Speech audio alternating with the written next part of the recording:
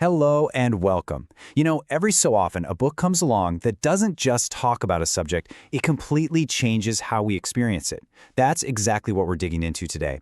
Walter Pater's 1873 masterpiece, The Renaissance. This isn't just about art history, it's about a whole new way to see, to feel, and maybe even a new way to live. So let me ask you this. Is there a universal formula for beauty? For centuries, this was the big question for art critics and philosophers. Seriously, they were on this epic quest to find a single, one-size-fits-all rulebook that could define what beauty is, once and for all. Something you could apply to any painting or poem to say, yep, that's it, that's beautiful. Before Walter Pater entered the scene, art criticism was a pretty objective game. It was all about judging a piece of art against some kind of external, pre-approved standard. But Pater saw a huge problem with this. These big, abstract debates, they weren't actually helping anyone enjoy art or understand that specific, electric feeling a particular masterpiece can give you. The stage was set for a massive change. Okay, so here's how we're going to break down Pater's revolution today. We'll start with that beauty code everyone was trying to crack. Then we'll get into the radical new question Pater dared to ask. After that, we'll explore his amazing idea of the critic as a chemist of impressions, see how he totally reimagined the Renaissance, and wrap up with his most powerful idea, living for the impression itself. All right, first up, the unbreakable beauty code. Back in the mid-19th century, critics were obsessed with finding this universal truth. They wanted to define beauty in a way that was as fixed and unchanging as a law of physics. So the big question was always, is this good according to the rules? It turned looking at art into this, an intellectual puzzle. And Pater just found it all so unhelpful. It couldn't explain the real difference between a decent poem and a truly great one. It definitely couldn't explain what makes the Mona Lisa smile so captivating and, let's be honest, kind of creepy. The focus was all on the rulebook, not the feeling. And then, 1873 happens. Walter Pater publishes his collection of essays, The Renaissance. And this wasn't just another book about art history. Oh no, it was a manifesto. It completely turned the whole purpose of criticism on its head. This is where Pater introduces his big idea, aesthetic criticism. He argued that the very first step isn't to look at the painting or the sculpture and check it against some list. Nope. The first step is to look inward, to actually understand your own impression of it as it really is. And this quote right here, this is the radical question. What is this to me? He's saying that the most important data a critic has isn't some set of ancient rules. It's the answer to that intensely personal question. Suddenly, the whole game shifts from the object to the subject, from the art to you.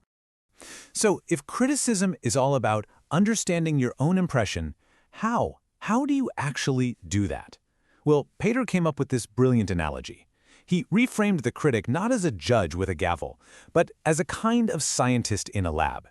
Pater saw every single work of art as a force of nature. He believed each one contained a unique quality he called its virtue. Like a plant might have a certain medicinal virtue, or a gemstone has a special way of catching the light. The critic's job then is to be like a chemist and isolate that virtue, to find the active ingredient that's producing the unique pleasure you're feeling. So his method looks something like this. First, you just experience the art. You acknowledge the pleasure it gives you. That's your raw data. Second, you get to know that impression. What makes it different from every other feeling? Then the detective work begins. You analyze the artwork to figure out what exactly is creating that feeling in you. And finally, you isolate its virtue, that one-of-a-kind quality, and you pin it down, like a chemist identifying a new element. Now, Pater didn't just talk the talk, he walked the walk. He took this new method and applied it to the entire Renaissance period. And in the process, he completely changed what people thought the Renaissance even was. See, he argued that the Renaissance wasn't just some historical event in the 15th century where people suddenly rediscovered old Greek and Roman statues. For Pater, it was much bigger, much more complex. It was a certain kind of mood, a temperament, what he called a great outbreak of the human spirit that you could find in lots of different times and places. And this really gets to the heart of what he cared about. Experience over dogma. He saw this Renaissance spirit in his newfound passion for beauty, in a rebellion against old, stuffy rules, and in this deep, burning desire for new experiences and intellectual joy, just for its own sake. It was this thirst for a more vibrant, more liberal way of living. And that brings us to the famous, and believe me, very controversial conclusion to his book. This is where Potter's ideas about art criticism just explode into a full-blown philosophy for how to live your life. This is the crucial leap. If the whole point of great art is to give us the most vivid impressions possible, then shouldn't the point of a great life be exactly the same? He's arguing that the goal isn't some lesson you learn from an experience. The goal is the experience. Life is short, he says, so our real purpose should be to cram it with as many vital, passionate, pulsating moments as we possibly can. I mean, can you imagine reading that in Victorian England? This idea was pure electricity. It basically became the founding text for the whole art for art's sake movement. It directly inspired people like Oscar Wilde, and it really laid the groundwork for modernism's obsession with subjective experience and capturing the fleeting moment. And his influence is absolutely still with us today.